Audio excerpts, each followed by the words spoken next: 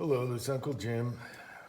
Last night in the live chat, we were talking about trim and brass with the Harbor Freight cutoff saw here.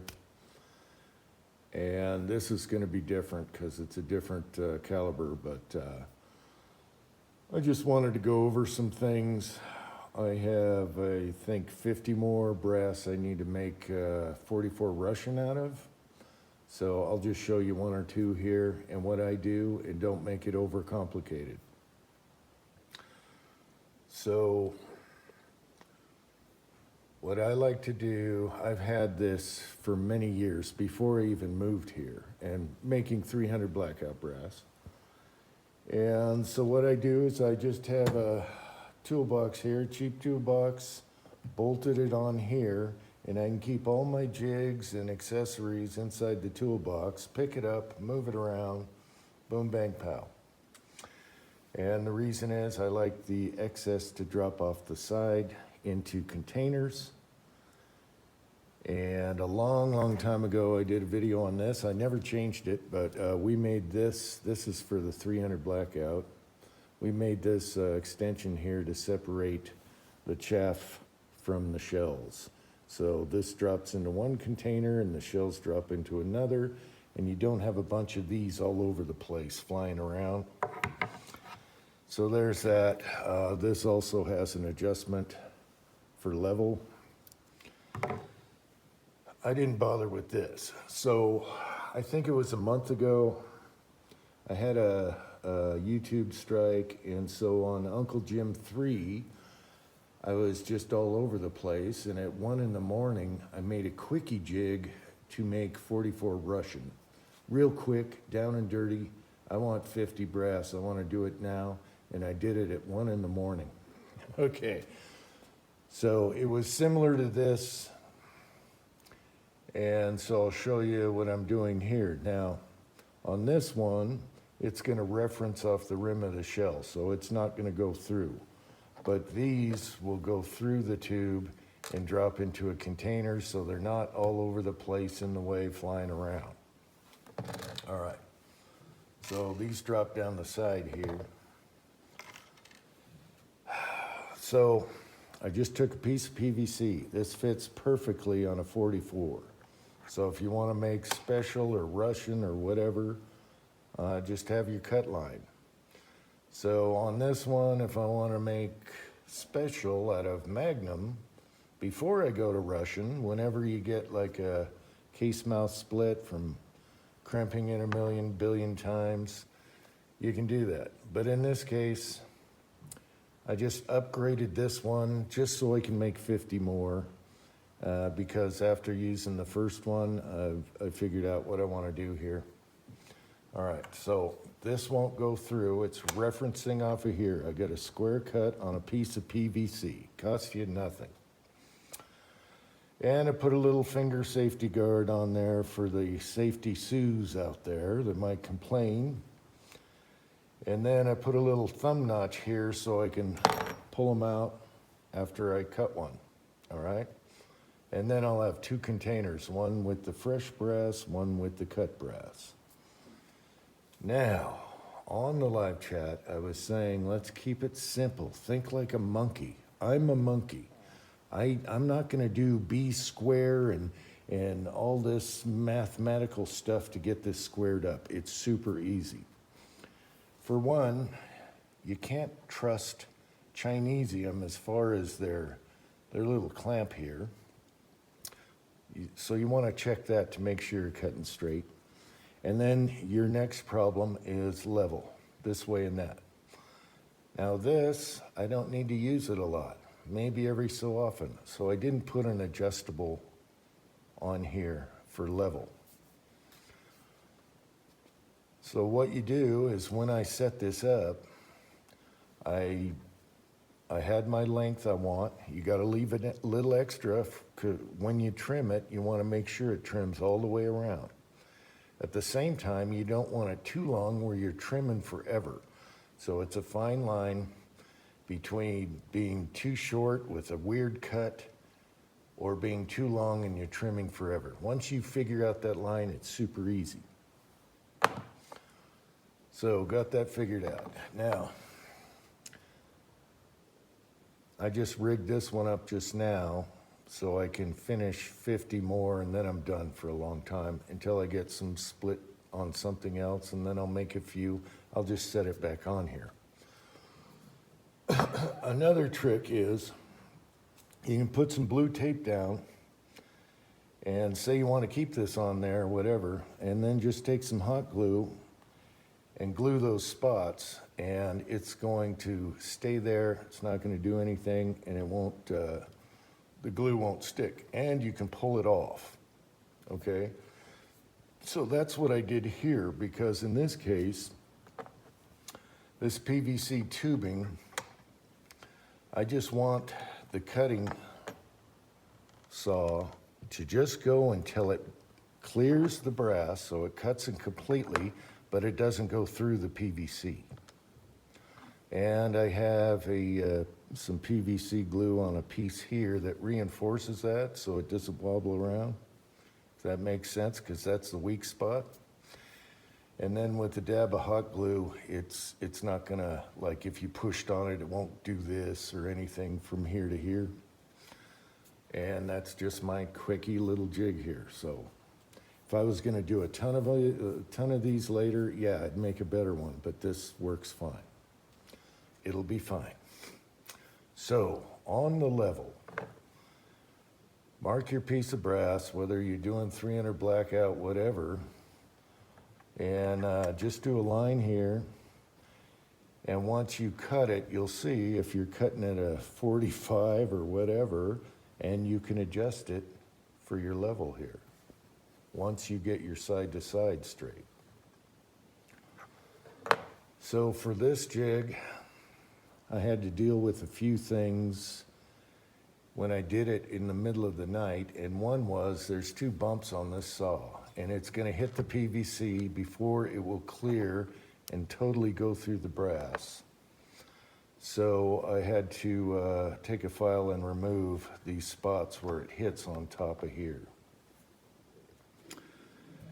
So that's all, done. Now, also you can drill little holes or do whatever you want to have reference marks where you can see, like say I wanted to do 44 special and Russian, I can move this back and forth and you'll have like 2 slits, and I can actually see the brass right here, but you can also have peekaboo spots.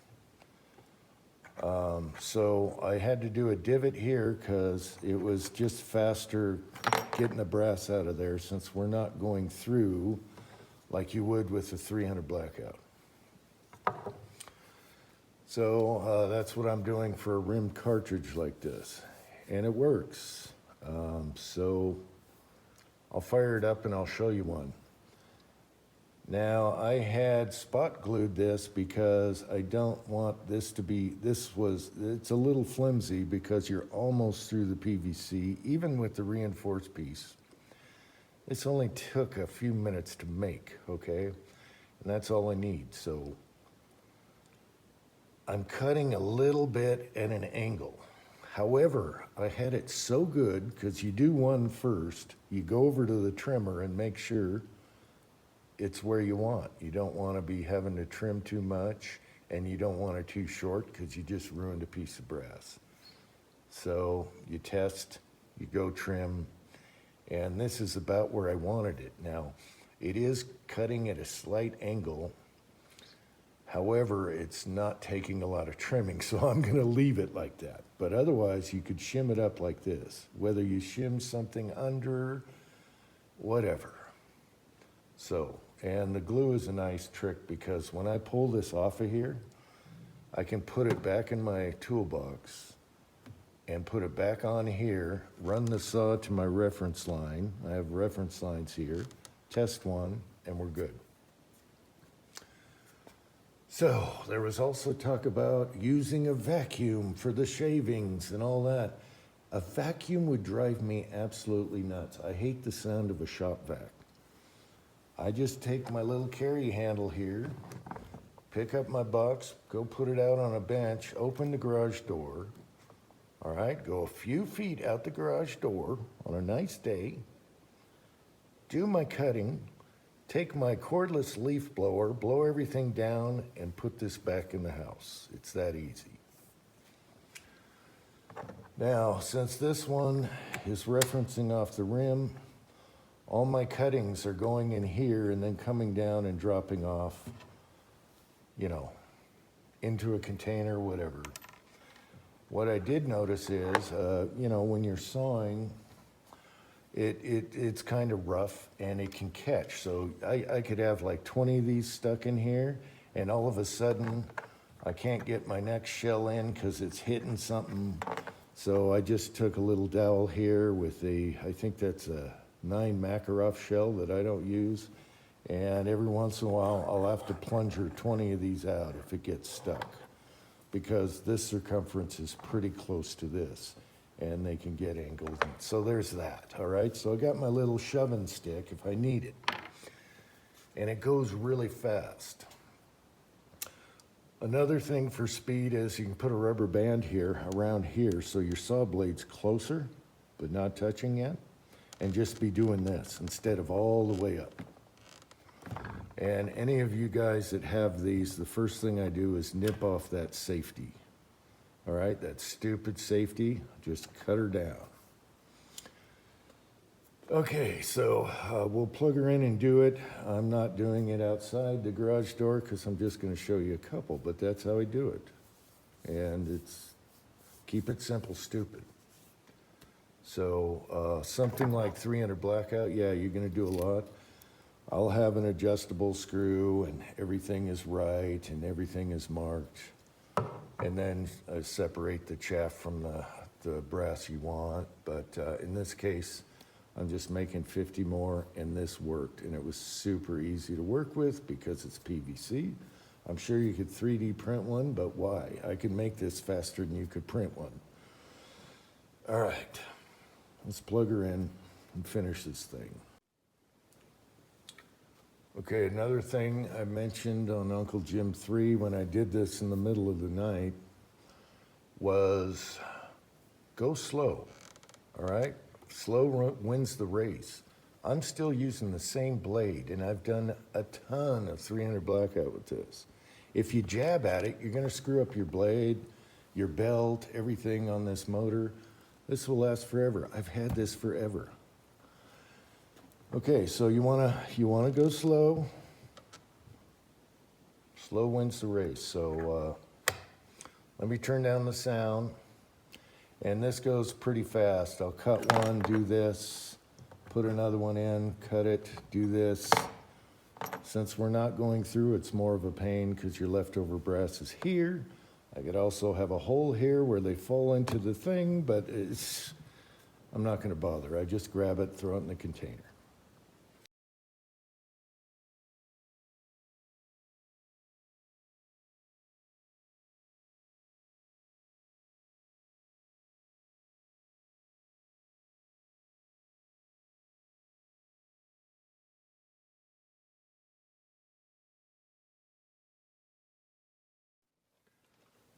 Okay, so we got the trimmer here, but here's another thing I want to throw in this video.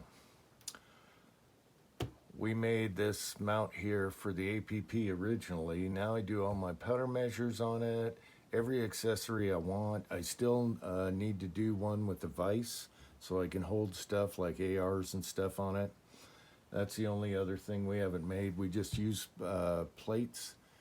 And for some reason, this one plate was loose side to side and everything else works. The shotgun, roll crimper, everything, the powder measures, the APP, every other one is tight, but this one had some side to side play and it was bugging me because I'm trimming and I don't want this to move side to side. So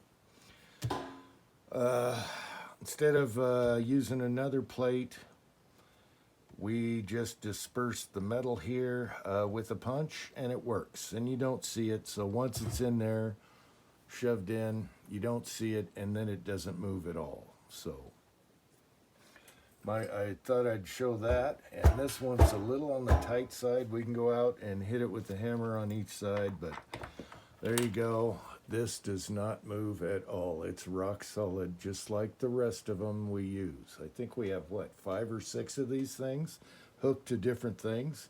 I do want to put a vise on one where I can do stuff in a vise, stoning, doing trigger jobs, whatever.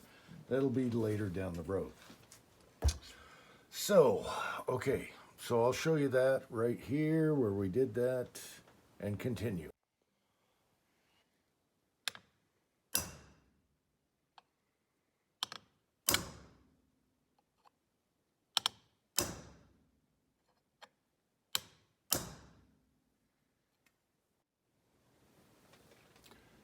Okay, so that's how you disperse metal, and it comes in handy in a lot of things, especially, well, there's a 1022 trick for the disconnector, but that's another story. All right, so once I cut the brass, they're going to be a little jagged, and I don't like putting them in the trimmer unless they're chamfered a little bit. So in this case, I'm just going to do this, all right, and this real quick. And that's because this pilot will slip over it easier. All right, so again, okay, we get our pilot lined up and then I hook this down. Depends on whatever trimmer. We have our stop set for the length I want. All right, what was I gonna say? Brain dead. So anyway, okay, there's a fine line when you're cutting brass. You don't want to be too short. You just ruin that. If you can get it real close, you don't have much trimming. And this handle comes off in the. Oh, that's on there. Let me grab something. Anyway, the handle unscrews. You can put a drill motor on here, but if you use a drill motor, and I showed that in Uncle Jim 3 in the middle of the night. Use the drill motor slow. Don't have it burning too fast. Okay. In this case, I got it so damn close. Even though it's just a barely slight angle on level, I left it there because of this. Now, this is by hand, and I can sit here and watch videos and do this. So I got this lined up. 6, 7, 8, 9, 10, 11, 12, 13, 14, 15, 16. So 16 turns. Yeah, you're gonna get tired, but otherwise you can put a drill on here. Like I said in that other video on Uncle Jim 3, I used to have this on a 2x4 that fit my cordless drill, and they slid together, so nothing was like pressing too much on this, so you're not wearing on your, whatever you want to call this, your lathe. And I would just slip it back and forth and cut a lot of 300 blackout brass. That's how I used to trim it. Now I don't, but so 16 turns. Okay, big deal. I'm watching videos. It didn't, it was no big deal. Then I can go, where's my little trimmer thing? Then I can go over to the prep station and finish this and do the primer pockets, whatever. But in this case, I'm only doing a few, so I'm going to do this and throw it in with the rest of the ready to load Russian. And then we just, when you're mocking up, you want to make sure you're, and I'm doing mine at 971, which is just a hair above spec, but I don't have a Russian revolver, so that's how I cut mine, and they come out perfect every time. So there's that. Once you're set up, boom, bang, pow, everything's easy. Keep it simple, stupid. Think like a monkey. All right? Mark your line and just shim it up, whatever. Bam! So, I'll do this. 50 will take me a little while. I'll watch 1 or 2 people's videos, and we're done. So, I hope you found this interesting. And in this case, I use a little dollar store pan to collect the brass, and then I have my brush right here because everything's within arm reach, and we're all clean and tidy, and we're done. And it's fun. Anyway, I hope you found this interesting. Otherwise, sorry. Until next time, thanks for watching.